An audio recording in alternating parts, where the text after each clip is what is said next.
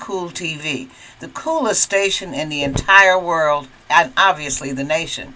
My guest today, and you can, pardon me, and you can watch us, listen to us, subscribe to us, comment on all social media platforms, including YouTube, of course, Facebook, Twitch, Twitter, etc. And my guest today is a very distinguished young lady, as you can see, sitting here with her sharp Gucci glasses on. And her name is Shadora Ford. She is the director and founder of Destined for Greatness. It's a nonprofit here in Detroit that has significant success, and we're going to get into that in just 1 minute. But before I go to Shadora, I'd just like to do a PSA, a public service announcement on our own Detroit Police Department. We're hiring right now, and we need you to come on in and apply. You can't have a felony conviction, and obviously you have to pass certain physical agility tests. But to be a cop, we actually train you. We pay you more than $20 an hour during training. And of course, once you're certified, then you're actually a police officer and you're in the union, and your paycheck goes up exponentially. As you know, we just gave a $2,000 bonus to every sworn member of the department. So come on down and apply. Just go online, DPD Police, and our recruitment office. All the information is right there. And come on down and apply. We are hiring women, men. As a matter of fact, a significant part of the force now is female. So it's in everyone's interest to try to come and serve their community. And of course, the benefits are phenomenal. You can get a house at half price from the land bank. You can get lots of things. There are lots of benefits, lots of perks to being a DPD officer and protecting and serving this community. Sorry, Shadora, for that rather long-winded public service announcement, but we really are trying to get more officers. We've got about 2,700 now. Want to get to around 3,000, so we got to do this big push to keep you safe. Yes, thank you. Okay, Shadora, you are the CEO of Destined for Greatness, just a great nonprofit. Can you tell us something about yourself first? Are you a Detroiter? Yes, I am a native Detroiter of 32 years, which tells my age. I'm 32 years old. Okay, and you went to school here? Yes, I attended and graduated, and I am a product, a successful story of Destined for Greatness. Not only Destined for Greatness, but DPSCD schools. Okay, where'd you go to high school? Denby High School. Okay, East Side. Yes. I got you. I'm West Side. Okay, and college? And College Wayne State. Okay. Yes. Well, so what made you decide to get involved here with Destined for Greatness? You said you were a product of Destined for Greatness. What does that mean? I was an at-risk youth. Growing up in the city of Detroit, in one of the most impoverished areas in America, the Lower East Side of Detroit. Okay. Statistics are against us always, being at risk. I feel like being born black is being born at risk.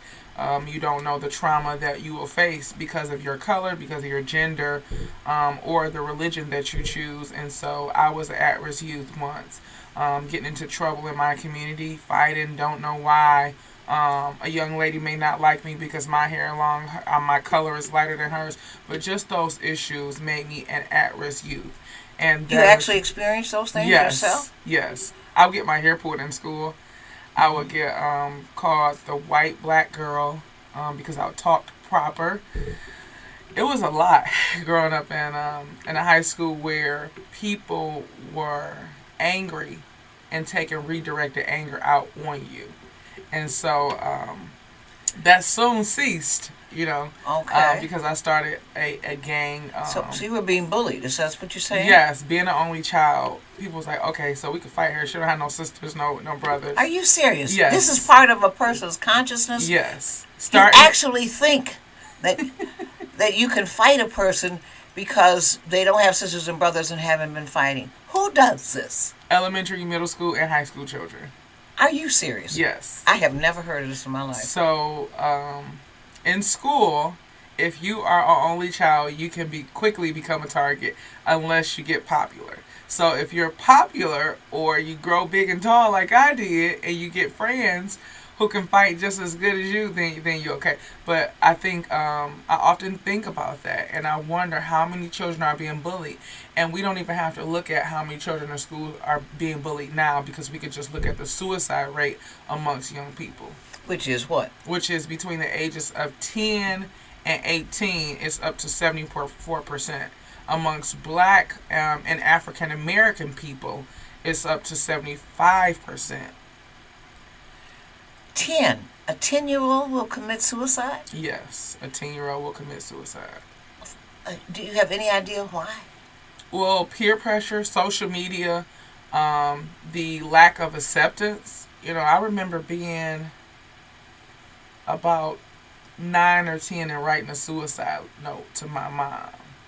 And I said, "Dear Mom, a lot of things have happened in my life, but don't worry, you won't have to take care of me anymore." And that letter was out of anger of some things that happened to me prior, and going to school and being an only child and being bullied or having my hair pulled and not being able to express myself because I was different from other children. And so as early as 10, people are committing suicide. My cousin, Tony Dungy, had a son who committed suicide. His father's a NFL commentator, a coach. I know Tony. I've seen him play ball. I've That's been my there. cousin.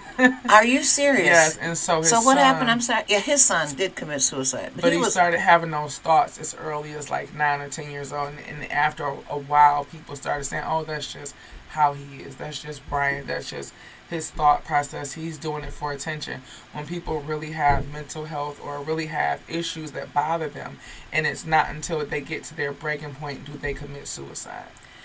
So you're saying that the internal feelings that a kid has that are related to his or her self-esteem and the external environment create this level of despair that causes them to want to take their own life. Now, we've all said to our parents, you won't have to worry about me anymore because I'm leaving, or I'm this or that or the other, because you feel oppressed or maligned in some way. But this is much more serious than that. A 10-year-old. Much more serious, yes. I think, and I can remember that little girl who was 10 years old, just feeling like a burden, just feeling wanted by more or less by her peer group. So my decision of, does my mom love me? Okay, yeah, my mama love me. Does my dad? Maybe my dad love me. But what about my friends? What about my peer group? What about these people who talk about me, who I spend majority of my time with during the day at school, or they're picking on me, or they're bullying me, and they don't want to be my friend? That peer acceptance is real. And I think that is nowadays what leads to the higher rate of suicide amongst our children. And with the pandemic, with so many young people losing relatives, or that one person who supported them, that appreciated them, that loved them, and told them how beautiful, grandmother, grandfather, parents. A lot of my young people in Destined for Greatness have lost their mothers within the last 12 months after COVID. Health issues, that's why we have to be intentional as African Americans at watching our health, because a lot of them have died from health issues that were long term outside of COVID, and so they're trying kidney to disease, all those kinds of things. Yeah, high blood pressure, overweight. I have a student that's 16 right now. She's in the 10th grade, getting ready to go to 11th grade, and now she has to go to prom without her mom. Her mom passed 6 days before her sweet 16th birthday. So, as a community organizer and as her mentor, we had a party for her at the center. Mm-hmm. Upon her entry into her surprise party, she was very excited. She didn't know what to expect, but when she entered the room, we're used to a smile, a laugh. Oh my God, her first initial emotion was sad. She cried, and then she had to leave out. They had to take her out and just assure her that everything will be okay. But those emotions from my mom and just passed away 6 days before. But not only, my mom had been planning this with me. My mom talked about this big elaborate party and how I was going to look and what I was going to wear. And now that looks different. My dad is here, my friends is here, my family, my Destined for Greatness sisters are here, but it looks different because my mom. You spoke about Destined for Greatness. Tell me about Destined for for So greatness here. destined for greatness And is when did it start, and how? And I appreciate you sharing with me your own issues that make it quote a human problem, a sisterhood problem. Mhm. As a youth and so forth, I mean, I think I only got into one fight, and that's because a white girl called my brother the N word, and I Mhm. told her to take it back, and she wouldn't take it back. So she was much older than me, and we all know about too.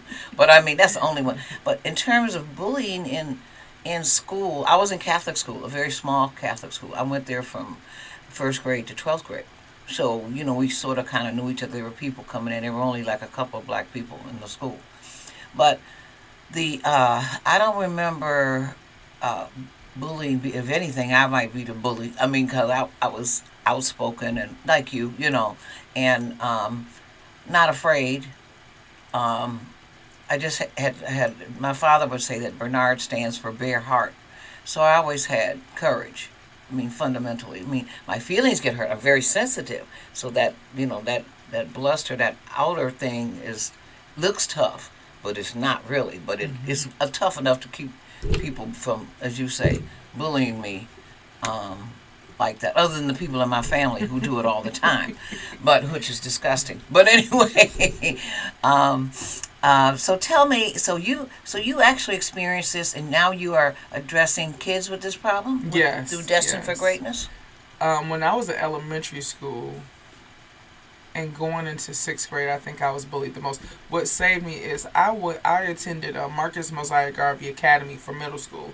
For elementary, I Is went it to still in Scripps. existence? Yes, so Okay. Scripps is no longer in existence, but Marcus Mosiah Garvey, which is now on Van Dyke, which is where the first school that we adopted for the Destined for Greatness mentorship program.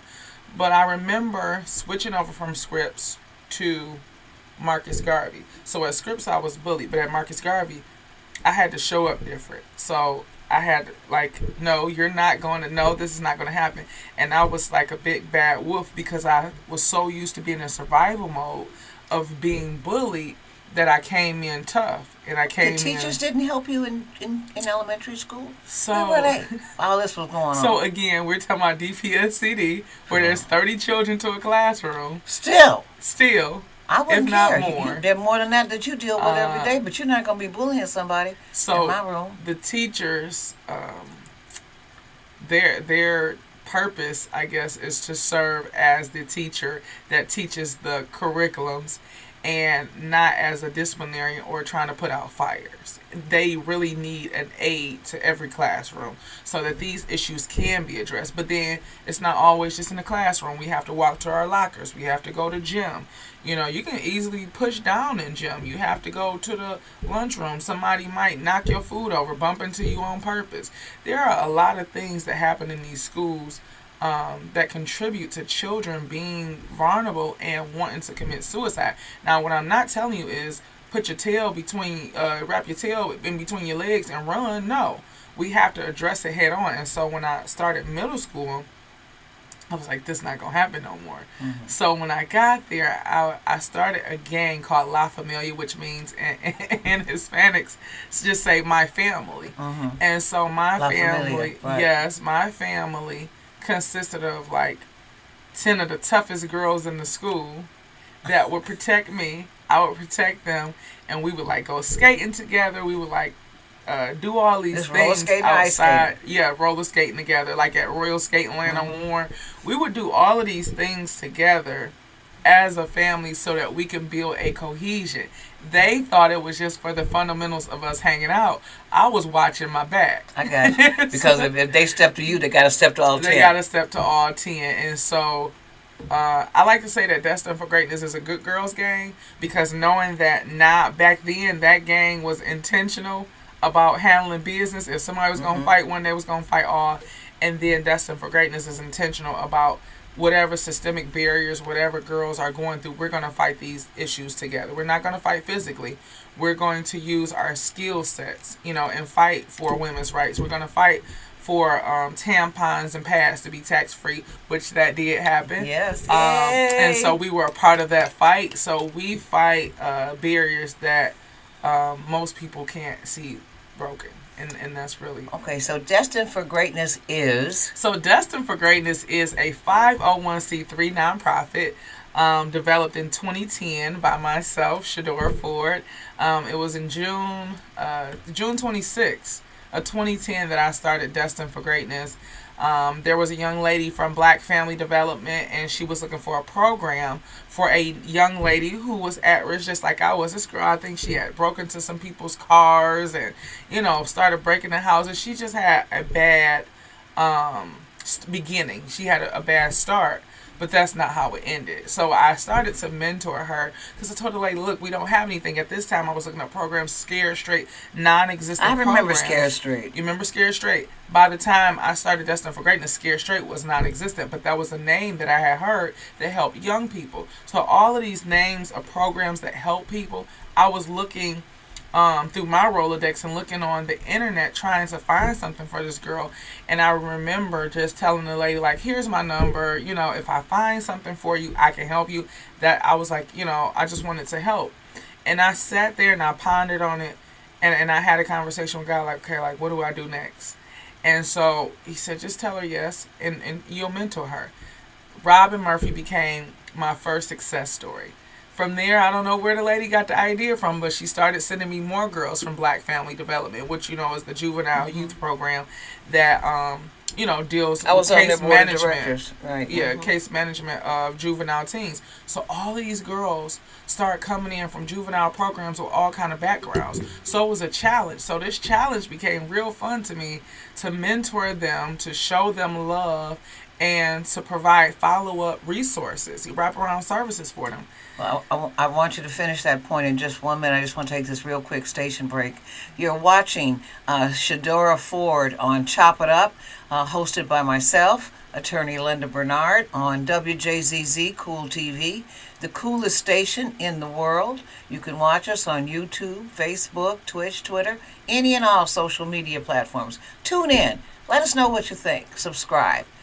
Go ahead, Miss Ford. We're talking about Destined for Greatness, a nonprofit that she started for at-risk youth. Yeah, so Women, only girls. Girls 11 to 21. However, I'll get into Destined for Greatness Community, which helps everyone. Okay. So we started Destined for Greatness in 2010 as a mentorship program for at-risk girls. And when I say at-risk, that means that girls who have academic or behavioral issues within the home or schools. So we also partnered in 2014 with Cynthia Latoya Miller when she was with the 36th District Courts, and we started what's called the Pipeline to Prevent Prison program.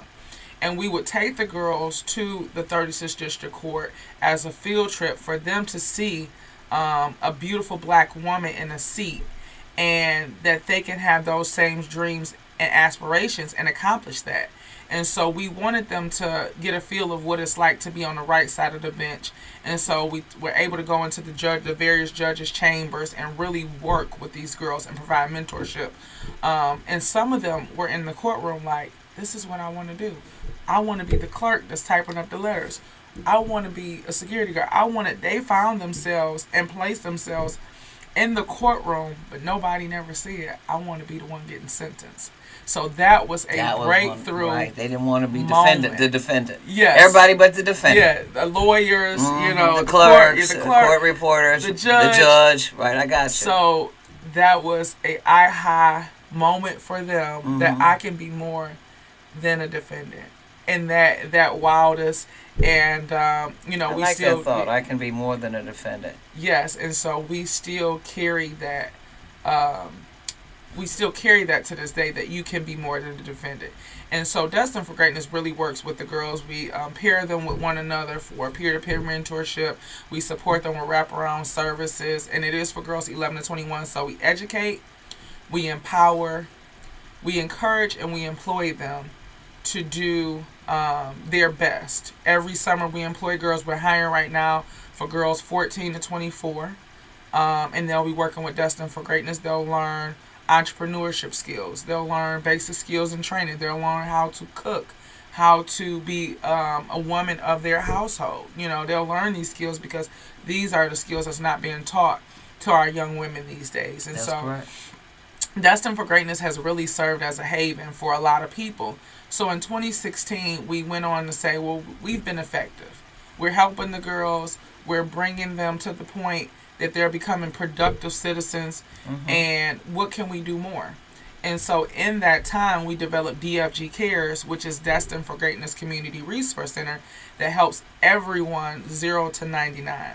That's diapers for babies, adult diapers, and incontinence for our senior citizens, fresh food and fresh produce. We know that mental health has a correlation with bad health.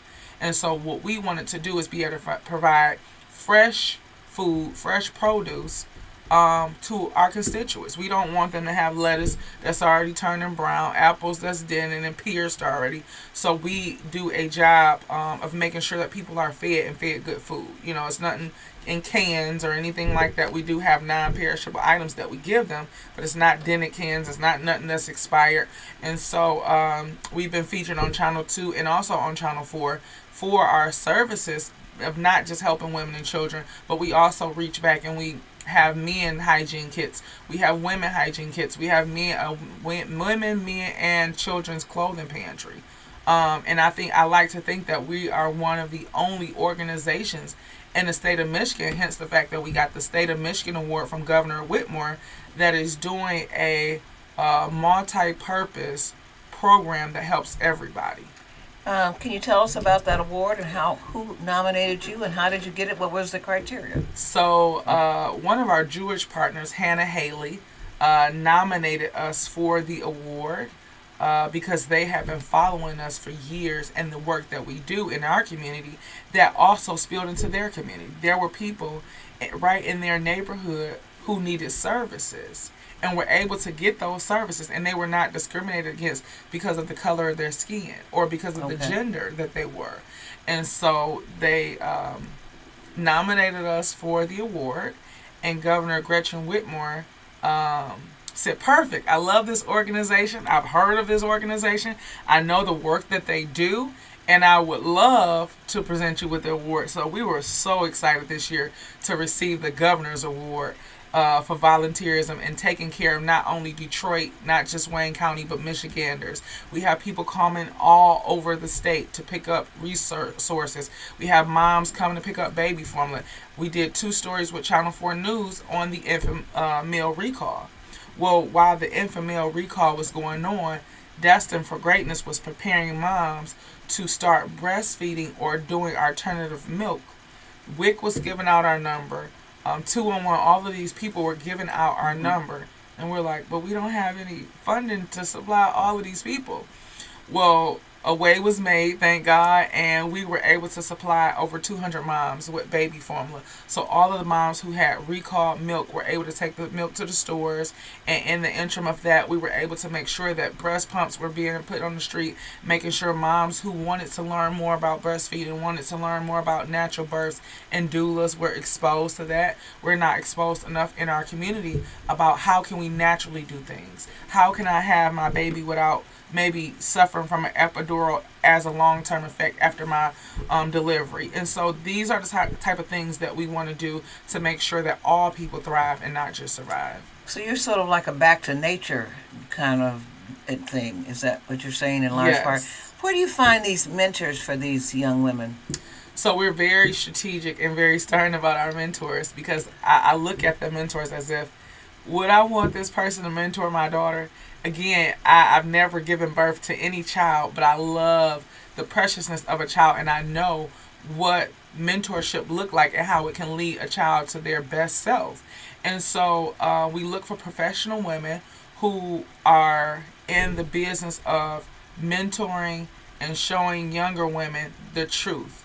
We're not saying only tell them what's good for them, but also tell them your bad experiences. Tell them how you've overcome obstacles in your life that they will be able to avoid because of your testimony. And so we also are open for volunteers, women who may feel, I don't think I'm courageous enough. I don't have the confidence to maybe mentor, but I want to get involved. I want to support the initiative. Well, we have volunteer opportunities. We're hiring right now with our Mothers with Babies program. If you are a mother and you are looking for a job and your problem is I don't have childcare, Destined for Greatness wants to hire you. Because we Okay. have a space in which you can bring your children and you can work and get paid and go home with your children safely. I see.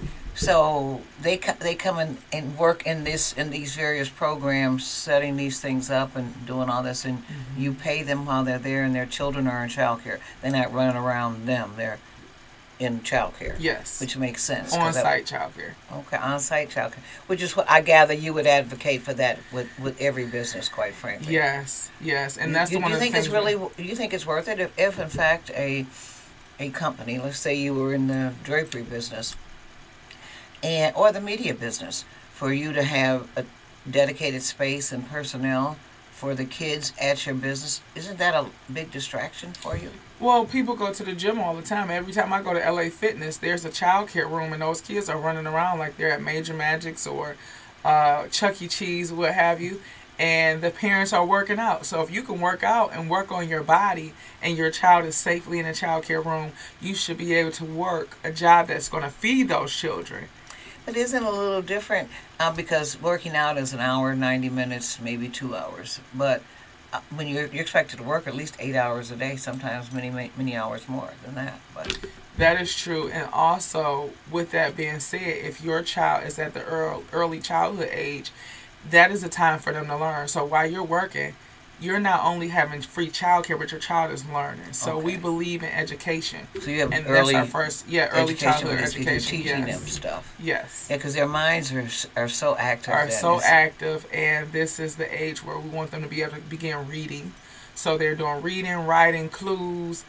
We have a fish aquarium in that space where they can learn about the habitat of fish. We have a few little frogs jumping around in one of our tanks, and so this is the age where they begin to learn and grow, and they begin to think about all of the things as a child, colors and numbers and shapes and sizes, and this contributes to them being productive citizens. Oh well, I absolutely agree, and it's a helpful, loving environment, which really Yes. makes a big difference. I absolutely agree with you about all of that stuff. Okay, so destined for greatness. So your position is that all young ladies should be destined for greatness, Yes. Okay. Everybody should be destined for Okay. greatness. but your focus is young Yes. girls between the ages of 11 and 20. I mean, what did you say? 11 and 21. 21. That's what I thought. I thought it was 11. not Yeah, younger we than we that. started at 11, which is the middle school age, and that goes back to us making Marcus Garvey Academy one of our first school sites that we hosted Destined for Greatness. In that early middle school time, you are transitioning. So I'm not a baby anymore. I'm not, in elementary. I'm beginning to grow up. I'm beginning to see a change in my hormones and the way that my body is shaping, my hair, different things start to grow. I'm wondering what's going on. And I know for some parents that can be a hard task in teaching their daughters what that really means. I'm working, I got 6 other kids, and then I got this daughter in middle school. And then that's what Destined for Greatness. We're not trying to take over the mom's position. We're trying to add to and help push the mom and the daughter to have an open relationship, to be able to ask questions. Ask to mom, why is this and why is that? So we have what's called partying with a purpose. And now that the young people are so comfortable with their lingo and they have the hashtag period, well, great, because this introduction of Party with a Purpose is all about the period. And so we have pizza, we have pop, we have popcorn. We try to have all things starting with the word P to make it more Oh comfortable. wow! Everything, Yeah. all things starting with a P. Yes, and so all things starting with the P brings us to the point about the period. A lot of people don't want to have a conversation about the period, but it's a natural state for women to go through. And so we have tampons and we have pads on the table so they can see them, they can feel them. And some girls have started, some girls may have not, but it's comfortable for everybody because it's an introductory of what happens when a woman enter into this womanhood. As maturity. And immature, and what happens with the period, how the hygiene must up a level. You have to up your hygiene because there are some things that happen during this time and so forth. And so we've seen so many success stories with mom being like, she came on And I was surprised because she didn't even need me because she was prepared. Because Destined for Greatness told her at 11, and she may have not come on to 12 or 13, but she was prepared abundantly before. So we didn't have to have a PTSD situation. Oh my God, something coming down. What do I do? Yeah. And so we really want to prepare our young people to be equipped with the changes of life, with things that come, so that they will glide through them and grace through them and be successfully be ready for these things. Well, it's amazing that you're talking about that, because my mother had died when I was 5, so I didn't have that mother figure. My grandmother was there, I'm trying to remember. I think I just sort of handle it all on my own. You know how you do if you just. I'm like, what is this? And then I talked to my grandma. She said, that's what that is. I said, okay, fine. Then I got used to going to the store to pick up the things that you had to do. But I didn't have any sort of an introduction like what you're talking about. And I don't think most girls do, quite frankly. So that's a really good thing that sort of what my grandmother would call slow walking. You bring them to make them realize different things about their life and about their reality and as they mature, and you take the time, which parents almost never have. If you have parents, many kids don't really have parents. So it's an important thing that you're doing with girls, because I think it's very troubling to them, and they need to understand the ramifications of that too, in terms of fertility and all that kind of stuff. But ladies and gentlemen, you're watching WJZZ Cool TV, the coolest station in the world. And you can do this, watch us, comment, subscribe, all on YouTube, Twitch, Twitter, Facebook, any and all social media platforms. Thank you for tuning in today and listening to a dynamic young sister, Ms. Shadora L. Ford, the founder and CEO and president of Destined for Greatness. And it is a program that she's been explaining that actually captures the imagination of young people. Okay, let's go back to what you were saying about what you do in terms of the mentoring piece. How do people get involved with your organization? So to get involved, whether they want to become a volunteer or a mentor, they can go to www.dfgdetroit.com. Again, that's www.dfgdetroit.com. And you can sign up to become a mentor or a volunteer for Destined for Greatness mentoring program. And then there's also Destined for Greatness Community Resource Center that helps everyone 0 to 99 thrive and not just survive. I see. So, okay, so that you can be old or young, male or female on the secondary program. But I get the feeling that your primary focus has been these girls. You're a tall, statuesque woman, probably about 6 feet tall. Okay. Yeah. So it was interesting when you were saying that you felt bullied in school. I would think just the opposite, that they would be afraid to bully you since you weren't, unless other people were bigger and taller than you. Well, they had sisters and brothers that were taller than me. Okay. So that was the issue. It wasn't one person, because I could beat one person real quick. I wouldn't care if they were short or tall. I was never afraid. That was my mindset as a Leo. I'm going, oh, you want to me? I'm getting ready to, But it was I'm going to get my sister. I'm going to get my cousin. So they would have all of these other people. And I remember walking home from school one day, and there was this little guy who liked me. And I didn't like him. And so he was shorter than me, too. And so on the way home, he got his sister. So his sister, we were in elementary school. His sister probably was a teenager. And we had to be about 10 or 11. And all I remember is his sister, Alexandria, coming off that porch and pushing me really hard and saying, what you doing to my brother? You messing with my brother? You trying to mess with him? What did you do to him? You made him mad. You hit my brother. He's sitting there egging it on and everything. And she was like really tough. And so I was like, oh, this girl. And so at first I was going to try to figure out how to take her down. And I seen a few more people coming out on the porch. And I'm going, oh, my goodness. And finally some adult came in before before they could wax me up real good. And so I was able to go home and tell my mom, who was at work, that I had just been pushed. And she pulled my hair and she did all these things to me.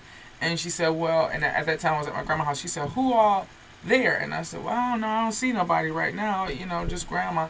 And she made one phone call to some of my older cousins who came over to the house, walked me back down there. They beat the girl up, and then they walked me back home.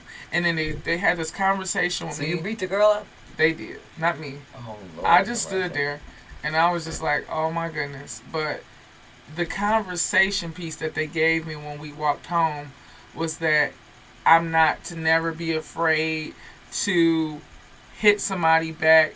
That wasn't the issue. I'm never afraid to hit anyone back. The issue was I was outnumbered and I was being bullied. And that girl was way older than me. She was probably their age. And so I don't encourage young people to fight. Oh, somebody look at you, just punch them in the face. I don't do that. But we have to address the situation at hand. We have to address our children. We have to address the issues that they go through. You have counselors in the building at these schools who can tell you your grade point average, academic counselors. But there's no counselor that can address why I'm feeling the way I feel because my father isn't present. My father is incarcerated. I grew up in a drug house, for one. So becoming a success story in that, nobody at school never asked me any questions as to, oh, why do you come to school every day late? Or why are you always sleepy? They assume maybe she stayed up all night watching TV. No, I stayed up all night because the dogs were barking, because drug addicts were knocking at our door so that they can get their fix. And I remember specifically one time my cousin and I, we was walking to the store down the street. We were right at like Mack and Bewick area, walking to the store. We gonna get us some chips this late at night. And I remember seeing a man being beat to death. And the man was telling him, now where's my dollar? This man was being beat to death over $1. The next day I went to school. I slept during my class period because I couldn't sleep that night, because every time I would close my eyes, You see that. I would see that, the visual. And I wanted to talk to somebody. I wanted to be able to relay my feelings to someone who can help me. And I remember going to one of my academic counselors, and they're like, oh, wow, you live in a really bad place. You need to move. Like that's up to you, right? Right. Like you're intentionally in a bad place. Right. You already know that. Don't tell you the obvious. And so, Right. That makes no sense. It makes no sense. And that's why we are very intentional about the health and wellness of our girls. If they want to talk, if they want someone to listen, we listen and we give them advice that they can control. What's the biggest problem you think young women have today? Peer pressure, social media. Really? So that social media stuff is really big. See, I don't know how to use social media. Have you ever heard of cyberbullying? I've heard of it, but I don't understand it. It's the biggest way of bullying. So let me tell you this. Cyberbullying is probably 2 times more worse than the bullying that I experienced in school, because with the pandemic, everyone was put online. And so you have people going online. You have young people going online. You could be 14, 13, 12 and have an Instagram and a Facebook, because all you got to do is make up your age. They don't ask you for your ID number. So the youth are smart enough to put in, I was born in 89. Let's just say that's the year I was born. But they're smart enough to put in a year that will allow them access to these platforms. Okay. And boys go on there and say stuff about girls. She sleep with everybody. The girl could be a virgin, never slept with anyone. But because this is their platform to create followers, they trying to get likes, they trying to get comments, they trying to get shares, because they feel like that makes you popular. So they say rude and not always truthful things about other people. And a young lady's confidence is quickly crushed. And she's like, wait, I didn't do anything. I didn't do any of these things, but you tagged my name to this. Or you're telling people this is how I am. And then now they upload pictures in their bra and panties or some short shorts. And then a boy could get that picture, or a girl that they don't like could get that picture and Photoshop it. Some people can Photoshop to make it seem like they were somewhere they never were, or doing something they weren't supposed to do. So cyberbullying right now is at an all-time high, wow. And not just amongst youth, but how also adults. How do you deal with it? So parents and the school system have to become more engaged for this to end, because some people who have the device these devices. They're at school on their computers. Mm-hmm. They're at home on their cell phones. Back in the day, we didn't have those kind of. No, you didn't. We didn't have cell No. phones, so there was no thing called cyberbullying because you was gonna be at your seat, and if you had to get a call home, the school was gonna call home for you. Right. But now that they have cell phones and tablets and all of these digital devices, they're online and they're looking at the Nicki Minaj's, they're looking at the Cardi B's, and they want to look like these women. You have 14-year-old girls who are walking around with the belly out, the chest out. You had to, back in the day, you had to be a certain age before you could wear a tube top, before you could wear low riding jeans that was on your hips. Right. The new hipster jeans. You had to be grown. Actually. You had to be 17, grown, 18. and now you can be like a 12-year-old looking like you 24. That's true. That is very, very true. And they people also lie about their age all the time. And that's why human sex trafficking is at an all-time high more than ever. I try to introduce it to the schools back in 2016, 2017, and let them know we need to start showing movies and having a conversation with all of our young people, not just girls, but also boys too, about the human sex trafficking, because now that people are openly gay, they're taking boys. It's not just girls, And so there is a big need for us to talk to our community about the human sex trafficking, which starts on the internet. A girl see a guy, he looks cute, he's about 16 in this photo, she's about 14, she wants to figure out how can she date him. So she go on there, she chat him, he chat her back. Not even knowing it could be a 50-year-old man behind that computer because you can't see through the computer. Then she meets up at the mall with him, tell her mama she want to go to the mall with her friends, and forget to invite her friends because it was a lie in the beginning, and now we never hear from that baby again. We don't know where she is. We never see her, and they're like, okay. So you think that a lot of this is happening as a result of computerization? Yes. Of the obvious access that everyone has to technology right now. I never thought about it like that. I'm not sure. To me, human trafficking. Are you saying that human trafficking is the same as sex trafficking? Yes, so that is how they become sex traffickers. I did wait a minute, in juxtaposition to prostitution or being a call girl or whatever. I mean, those are choices that are very lucrative for some women. It's a global So issue. at 14, Not at 14. Is there an age? That's really. So they take them young. It really doesn't matter what age you are. At what age do you think a girl can decide that she just wants to be in that life? 18? I wouldn't. My hope is that no girl would want to be a part of that life because they are snatched. They're taken away from their home. They don't, or wherever they meet these men at, they're taken away against their will. They're not just like signing up to be like, hey, I want to be. I want you to be my sugar daddy. Yeah, it's not like that. In some instances, it is though. Some instances it is, but I'm talking specifically about the ones where they're taken away from their homes in their state, in their country, and they're never seen again. Like the girls in Ohio You're talking about who kidnapped. were found kidnapped. That's I'm talking different. About, I agree with you about that. I agree with you. But where it's voluntary. Well, voluntary, if they want to go, then that's on them. But I'm advocating for those who are kidnapped because they had not had the conversation that whoever is on the other side of that screen may not be the same person that you see on the profile I agree with you picture. about that. And those when we're talking about that, we're actually talking about major felonies. So people will understand this is not just a social phenomenon. This is an illegal phenomenon, and it's one that will make you the defendant and put you behind bars for a very, very long time.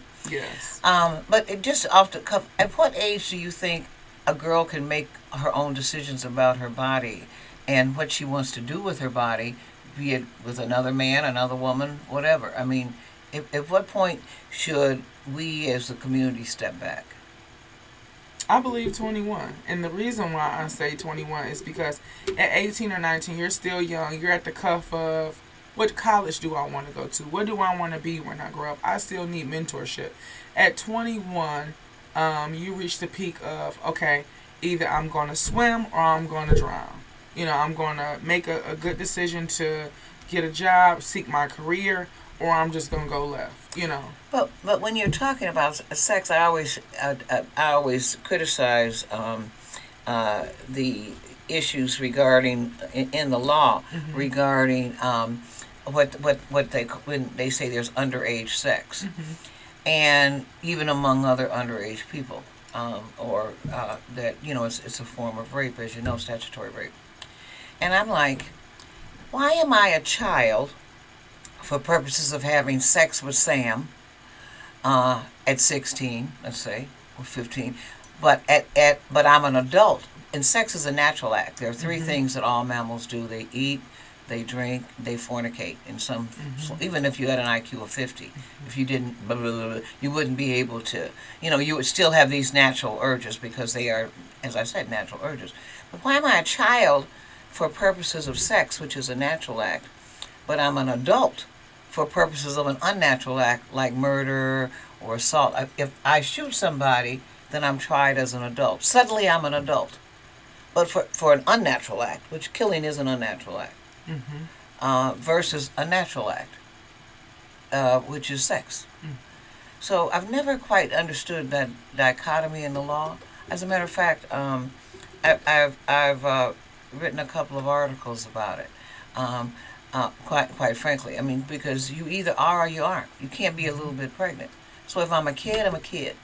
If I'm not a kid, then I'm not a kid. You know what I'm saying? But for all things, and I think we've tried to address that on the criminal justice side recently by saying, trying to raise the age where you can be considered an adult to at least 17.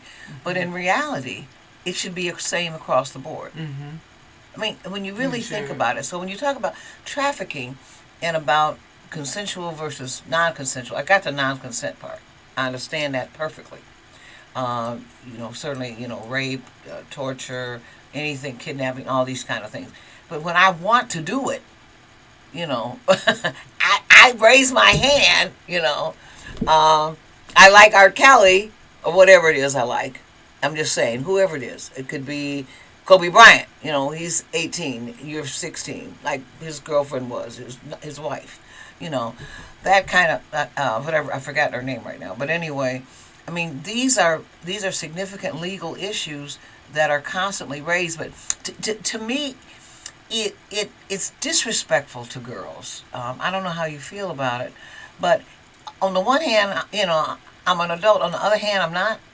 Like, I don't know what I want to do as a girl volitionally, not anything else. What do you think? And before we find out about that, remember, once again, you're watching WJZZ Cool TV, the coolest station in the entire world and the nation. My guest today is Miss Shadora Ford, a self-confessed millennial, beautiful woman, founder of Destined for Greatness, which is a program for girls from the ages of 11 to 21 to make us all great or greater, whichever the point, whichever stage of life you're in. Okay, go ahead. What do you think? I truly think that statutory rape benefits the parents, right? Because if I want to have sex,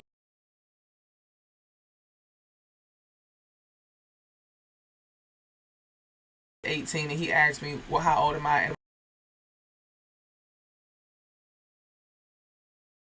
most moms prosecute. There's a lady that we're working with now in our program who is a mom who comes and gets services from Destined for Greatness, and her son is in court because he's 18 And he has sex. and he has sex with the girl, and the girl is still and currently having sex with older guys, older men. She has an appetite for sex and for older guys. Yeah, Just so happened her mother found her tablet where it was open communication text messages between him and her, and they were discussing their sexual acts.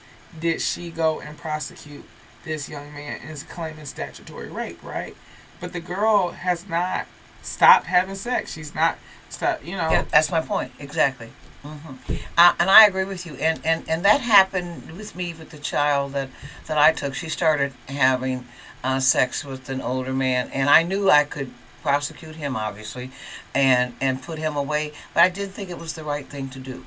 It'd be one thing if he had harmed, a hair on her head, or put his hand around her neck, done anything like that, been different. But she was going to do what she wanted to do. I mean, period. True. you run away, you disappear for hours, you disappear for a day or two, all these things. So I'm like, why felonize? I couldn't stand him. No, I never even met him. I mean, I just saw his car. She would just go, you know. Um, why felonize a young man who hasn't done anything wrong to her? He liked her, and it was inappropriate that he liked her because she was too young, 14, 15, like you said, like this young lady. But it didn't make sense to me, so I didn't do it. So I understand. You're right. It's something that parents like to do, but the reality is that the legal system needs to catch up with this because it's happened to athletes. It's happened to always when it's a white girl and a black guy. The parents has come in with the statutory rape thing, and she's been sitting out in front of his house every day and every night forever. So I just think we need a more reality-based approach. You do. I mean, for real, because there's too much at stake, and the system is geared against African American males in the first place. So and on the other part of it, to me, Shadora, is that just because I'm a girl, my mouth's not a prayer book. Exactly. I lie. Mm-hmm. You know what? I can lie. Girls lie. Mm-hmm. Boys lie too. But I think every factual situation needs to be examined, and there shouldn't be this strict. She's under 16, under 17, whatever. She may have been having sex since she was 11. I mean, my niece has delivered babies from girls who were 11 years old, which is very sad. But if it's another 12-year-old or 11-year, you play a doctor and all that kind of stuff. You know what I mean? Because, as I said earlier, sex is something that feels good. Like food tastes good. Yeah. How you going to tell people, you can't eat this because you're this age or that? I'm just saying. Yeah. It makes no sense. It's a primal urge, a primal desire. So I don't know. Maybe you and I can work together on that if you share my thoughts. Because this young man that you're talking about right now is charged with a major felony. I can put him away for 20 years. Having sex with but she did it at first because she wanted to. She's not a quote child. Yeah. She made a conscious decision to eat, sleep, fornicate, which are all natural urges, not unnatural. Now, if she kills somebody, that's different because you're like, oh, something's wrong here. You know what I mean? But sex, I don't see it the same way that my colleagues see it. Currently in the prosecutor's office, unless, as you say, there's force or coercion or significant manipulation. I mean, you can do that too. But on the other hand, if I'm getting $500 to be with you, that was a fair exchange. There's no robbery. I mean, it's not right. It's wrong. It's absolutely wrong. But whether or not someone should be criminally prosecuted is something else again. Yeah. And unfortunately, a lot of young women are in this process of, okay, I can have sex with him, and he's going to give me a few dollars. They 14, so I want my hair done. I want my nails done. I want my outfit. And it catches up with them the wrong way. Some of them get pregnant out of process. Some of them contract diseases and so forth. But their choice. Well, you sounds like you do some sex education. So we do sex education. What's that like for young girls? Rough. Why? And the reason I say it's rough is because some girls started off with being molested, and so that is true. They come and they say, "Well, Miss Ford, am I still a virgin because I didn't give it up on my own?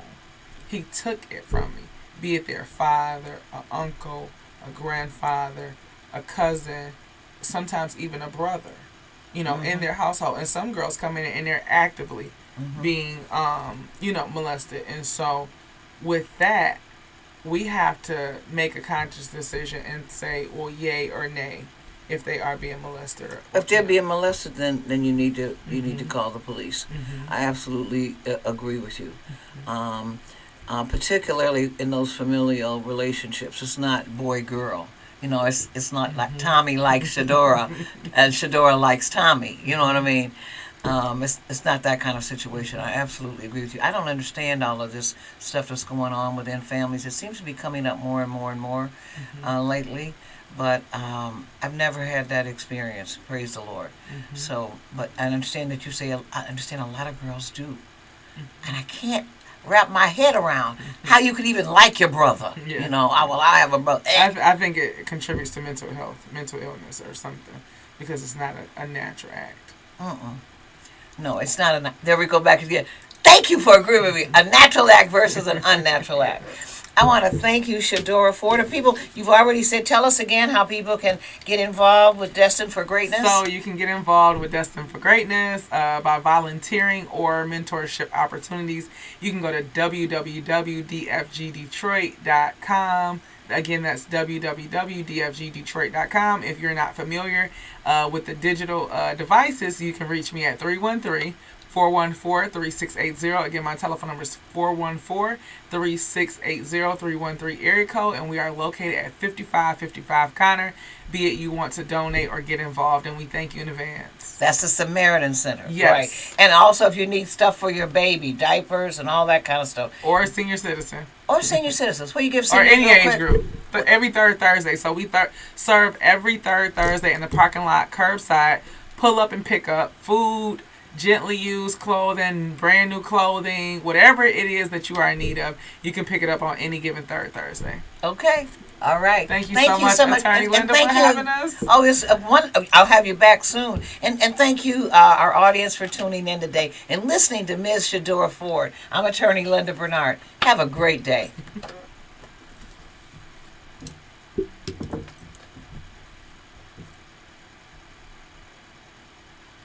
Candy?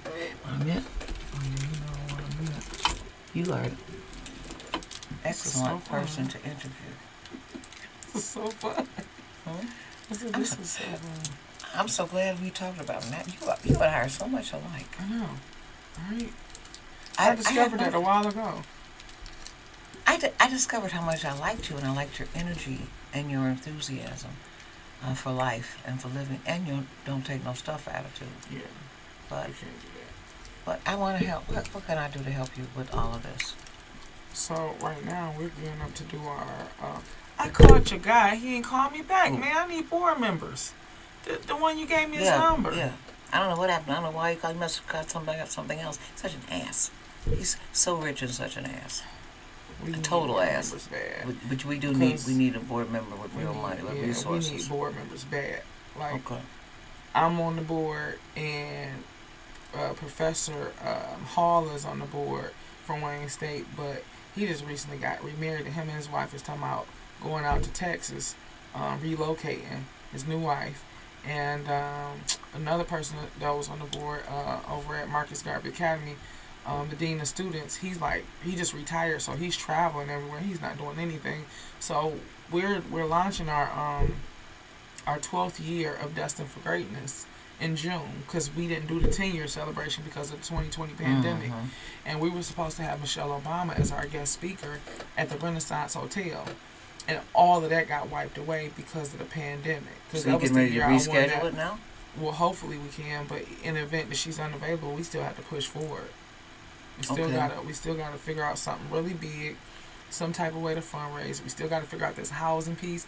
Do you know how more than half of Detroiters are homeless, sleeping in their cars, squatting in abandoned buildings? Now the only thing that's gonna kind of save them is us getting ready to warm up. But with gas prices going up, hell, they barely can be homeless because they gotta run their damn vehicle to get some warm. It's getting real bad, and women are starting to jack people. You know, women with children are starting to, because they're in survival mode trying to feed their family. And you thinking you walking up to this girl at the bus stop or at the gas station, and she getting ready to set you up or pull a gun out on you so that she can, it's a lot of that going on now because they are in survival mode for their children. I just talked to my godson's mama the other day. She's at Peggy's place, and she told me, she said, man, sure, I feel like I'm going to do something real bad to somebody because I got to feed my kids. And I said, well, don't do that. I can drop y'all off some food. She said, yeah, but you dropping that off for today. What about the rest of the week? What about the rest of the month? So we're not developing a crutch by no means. We will develop a transitional home. In 30 days, you got to get your shit together. So that means when you come in, You gotta start hustling. you got to start hustling. We'll If you even can get offer- in. If you can get in, we'll even have case management available to figure out how we can dominate the process, and then once we get a home, we can kind of dominate that process of being a part of. Hey, what? We can we can kind of dominate that process with helping people find stable houses in those affordable housing and project areas, because of relationships. But we first got to get the housing and start doing that, and then right now, we're getting the attention of the community, but without a board and without having people standing behind us and supporting us with a little notary, then we ain't doing nothing. We just in the ballpark with everybody else. But we gotta figure out a way to start this transition and get into this affordable housing, because women is out here. They are out here, and their kids is out here, and they got their kids at the gas station begging for money. That one little boy just got killed over there on Cali and Moraine. He was homeless. His mom was homeless. Their mama died.